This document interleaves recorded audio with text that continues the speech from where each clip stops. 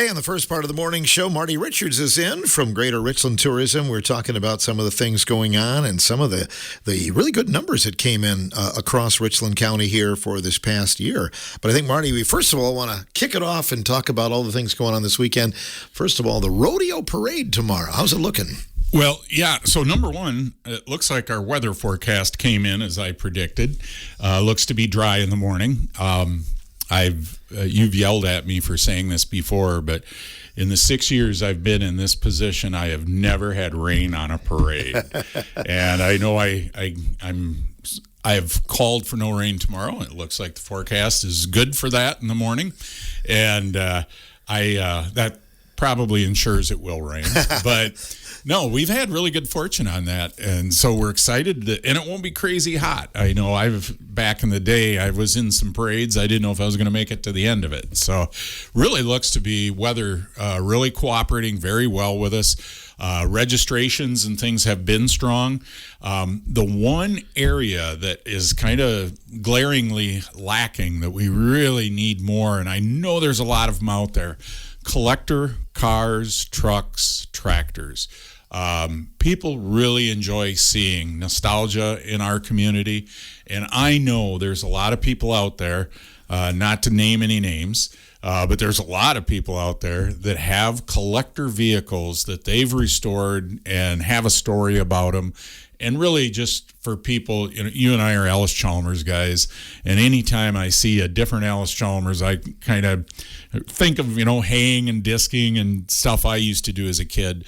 But we really could use more of those old classic cars, classic trucks, restored semis, and tractors. And it's real easy to get in. If somebody would call us at the visitor center, you can call me direct, 608-630-2452. Boy, we can get you in real easy. It is good that we know ahead of time that you're coming, because that kind of helps us with the lineup. And then the poor announcers that are standing there trying to do an announcing stand of what's coming next, it's kind of hard on you guys when you have no idea who this is. We have to wait till they go by and then see the signage on the truck. Oh, here is Smith's Trucking Service. Exactly. Okay, thank you. Exactly. So pre-registration isn't required, but boy, we really encourage it because that helps the experience for everybody and helps us with lineup too. So just folks, if you got that classic truck, classic car, I would love to see the old Burt Reynolds T-Bird. That was a pretty cool vehicle in the day, and I know there's at least one in the community that's fixed up nice.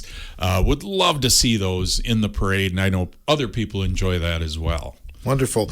You were on with the Pine River Report last night talking about the fact that maybe we should discourage people from kayaking in the Pine River. It doesn't make sense as a tourism guy to say, hey, don't go do that. But this is one of those times.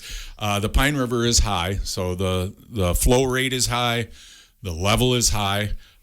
Even Jen Fry, who does a lot of work on the Pine River, kind of managing and keeping me informed, had a picture on social media last night. Phil, there's a bridge on the Pine River right now that you and I, in our thinner days, wouldn't have fit under. Really? So it's high, and we could not have laid down enough to make it. And today, you and I would never make it. We under wouldn't make that it? bridge Okay. now. So. The flow rate's a little dangerous, a little high. Usually takes a couple days for that to come down. Once it moves downstream, then our people can get out. Derek Warner, who's really done a great job, Mark Thomas, and then Dave Hausner's also been real helpful. Dennis Fry has been very helpful. And I've been out there with a chainsaw or two and dumped it into the river. We just can't get out there right now, number one. And then number two, we know with the wind that we had that there are going to be some new trees knocked down. Now, maybe they are down, but they're not a problem, but we don't know. And so there's a couple of problems there, just the flow rate and the height of the water. But then there could be a new blockage that you can't get around, and we don't know about it. So, if you're a real seasoned kayaker and you like portaging, you love picking your kayak up and making your way on the bank around things, maybe that's a good experience for you. I wouldn't enjoy it, and the casual kayaker is not going to enjoy that.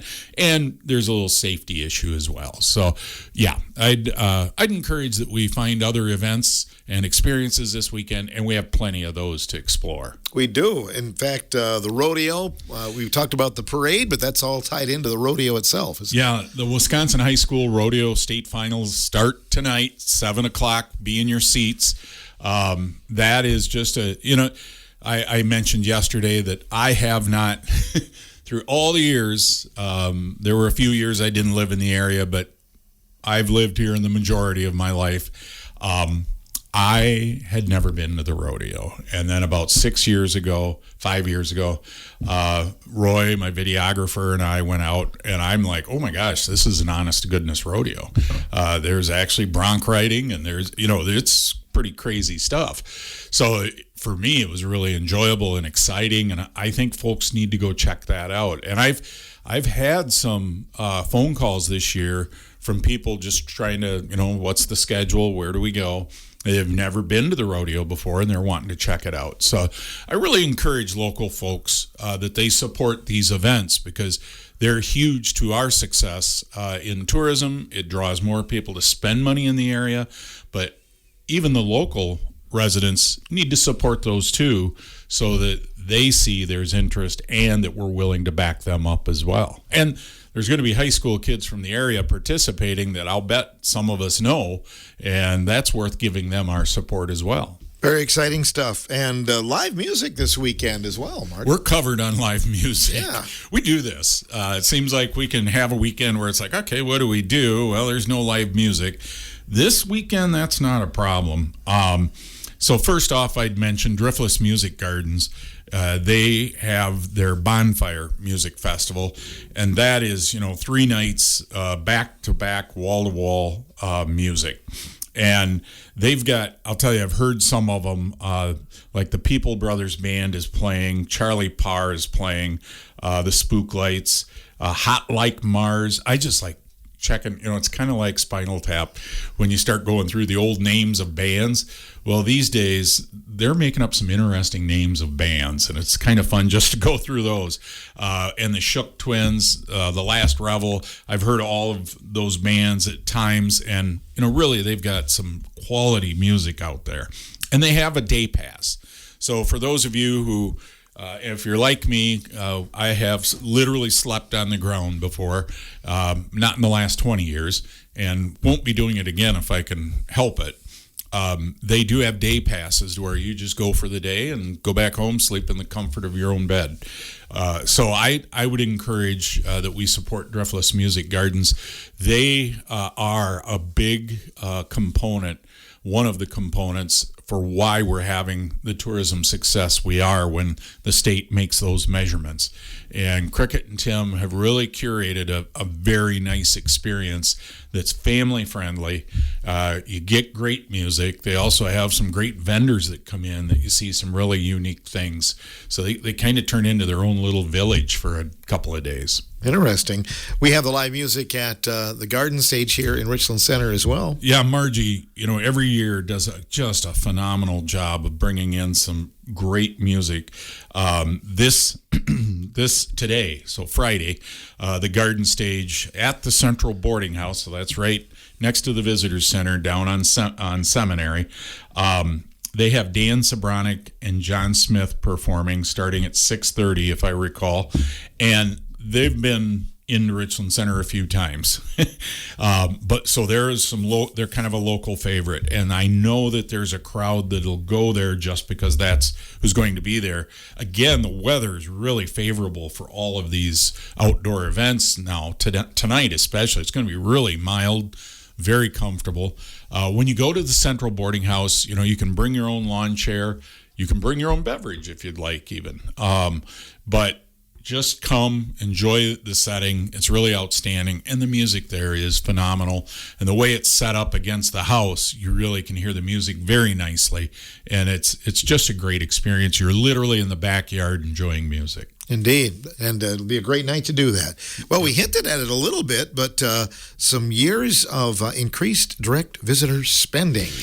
Yeah, so I think if anybody actually listens to me, for the last 4 months, I've been kind of throwing up some yellow flags that, last year we could see towards the end of the year where things were softening up. We weren't seeing as many visitors coming to the area about mid-November. It started to, you could kind of feel it. And I talked with other lodging operators, talked with other businesses, and they were kind of like, yeah, that last month and a half of the year. And really, this is a little bit of study of economics and how they work in with current events. And I remember back in the late 80s, early 90s, I was selling real estate in Reedsburg. I was in the real estate business. And when Desert Storm broke out, I will never forget. We even had people were negotiating to purchase properties. And when Desert Storm started, that just stopped. The real estate business stopped because people hate uncertainty when they're making big purchases or in their investing. It just, it really puts a clamp on things. And when the economy starts to struggle with inflation and things like that, you'll see the same effect. Well, we kind of had a double whammy there where we had inflation really hitting us at the end of last year. Plus, then when war broke out in the Middle East, that kind of put it into overdrive in February and March. Well, we could feel it last year. But what's interesting is that through that, last year, and through, this is the Department of Tourism does this every year in relationship with the Department of Revenue. They measure direct visitor spending county by county. So they have a matrix that they apply, and they've got the actual spending records, right? They can see what was spent in all the different categories that might apply to tourism. So they're measuring lodging, what's spent in lodging, what is spent in food, entertainment items, things like that. Things that visitors would typically spend in your area. They're checking that, measuring, and then they look at it year over year to see what was the result this year as opposed to last year. Well, in the Greater Richland area and Richland County specifically, we have now strung 5 years in a row of increased direct visitor spending. Last year, we had an increase of 2.2%, which may not sound like a lot, but when we look at some area counties, there were area counties that surround us that had a negative return, that they actually lost spending and went down. Now, we've had 5 years of where we're setting records every year, and it continues to increase.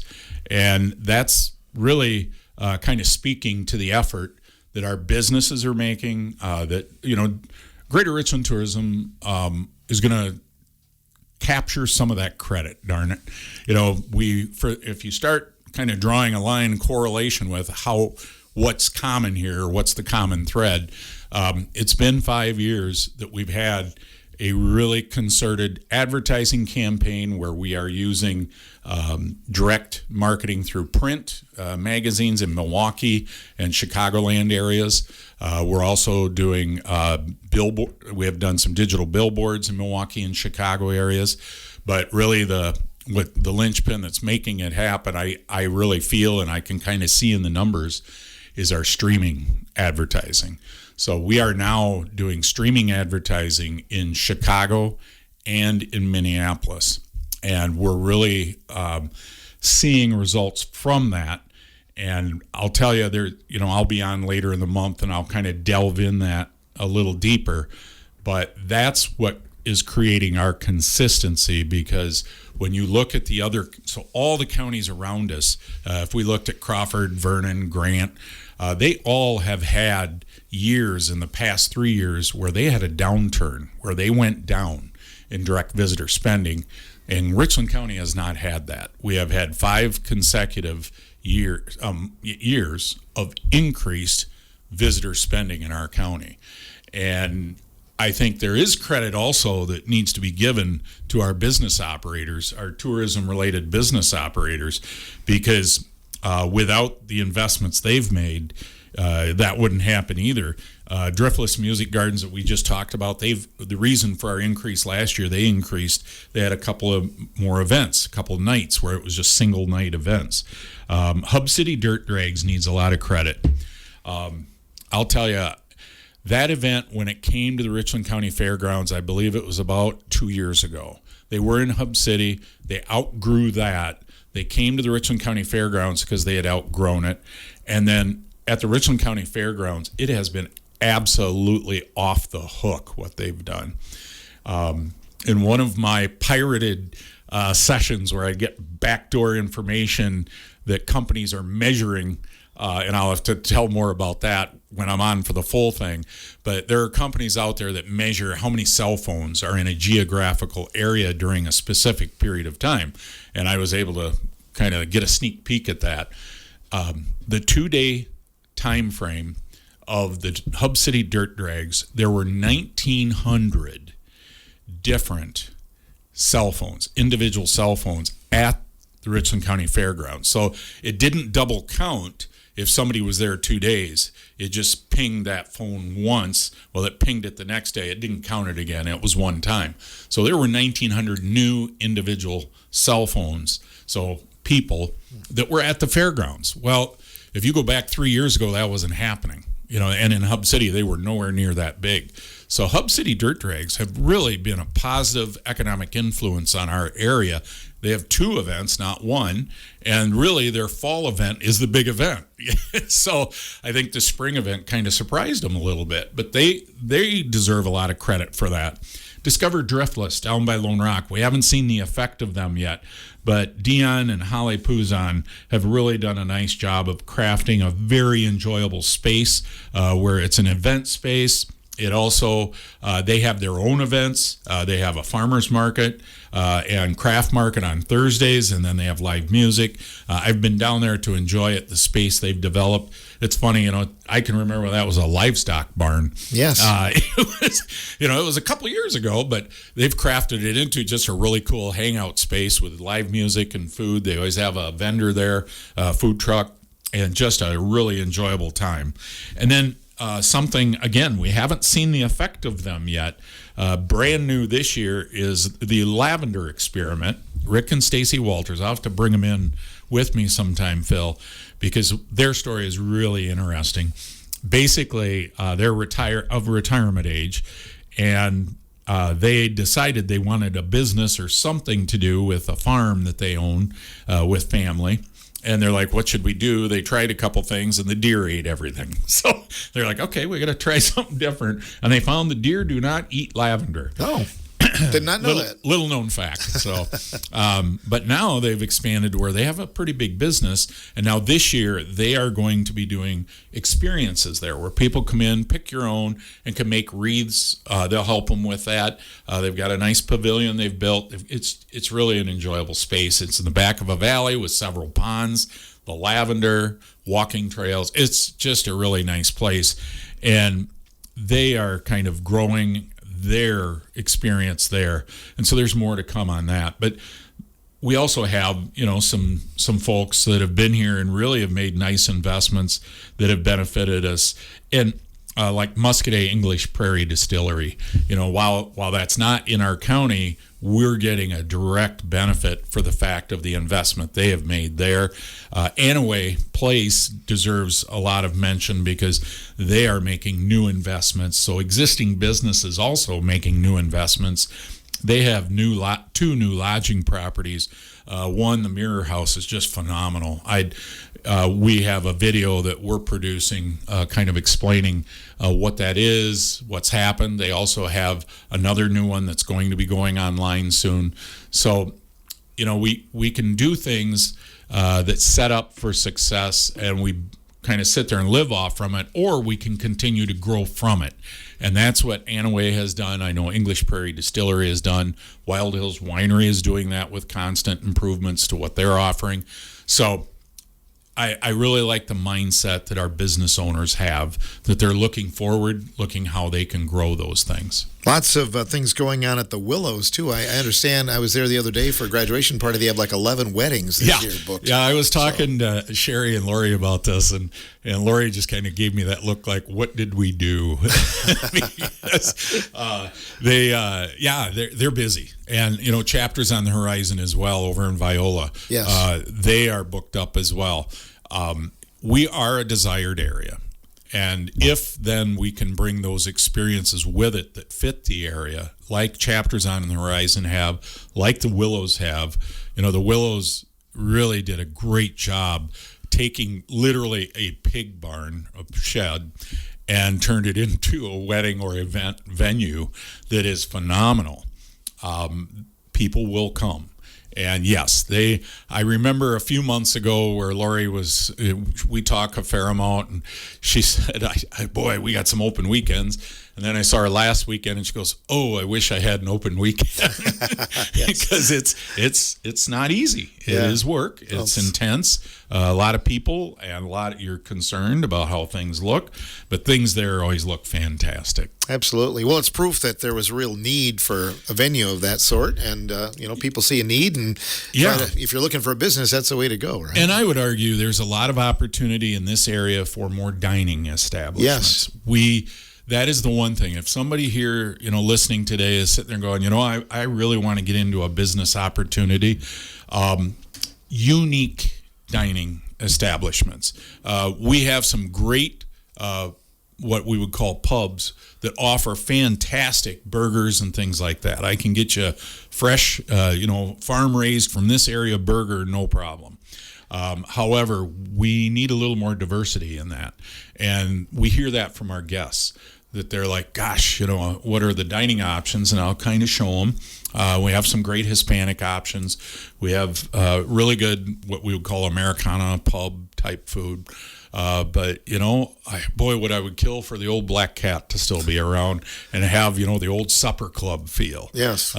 Or farm to fork, fresh, that's available every weekend.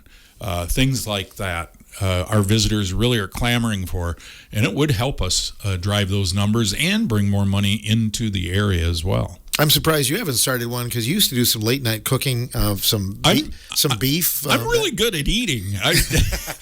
Phil, I've toyed with the idea of pop-up. Just doing so, because I don't know. I'm at the age now where I don't know that I really want to cook for 100 people on a given night. But I have enjoyed, like when my family's here or when we have friends over. And I will say, from the late night cooking you were referencing from my younger years, my tastes and ability have grown immensely. They have. Okay.